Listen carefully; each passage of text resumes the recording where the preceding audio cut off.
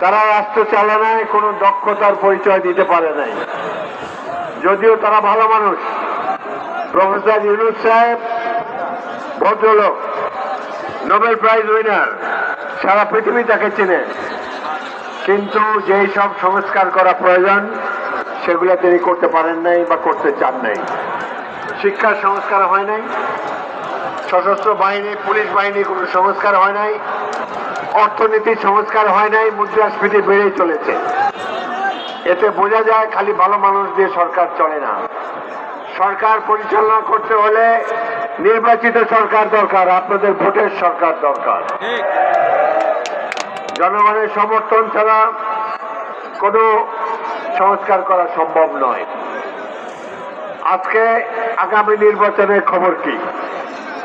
এত বছর একটা রাজনৈতিক দল জামাতে ইসলামী আমাদের মিত্র ছিল। 1947 সালে যখন পাকিস্তান এবং ভারত দুই ভাগ হয় ব্রিটিশ আমলে, মুসলমানরা চেয়েছিল পাকিস্তান হবে মুসলমানদের আবাসভূমি। সেই সময় এই দল জামাতে ইসলামী ভারতের পক্ষে থাকতে চেয়েছিল, তারা পাকিস্তান চায়নি। 1971 সালে পাকিস্তানি বর্বর বাহিনী যখন বাংলাদেশের নিরীহ মানুষের উপরে হত্যাযজ্ঞ চাপিয়ে দিয়েছিল, তখন এই জামাতে ইসলামী স্বাধীনতা যুদ্ধের বিরুদ্ধে ছিল। তারা আল বদর রাজাকার বাহিনী গঠন করে বহু নিরীহ মানুষ মুক্তিযোদ্ধাদেরকে হত্যা করেছে।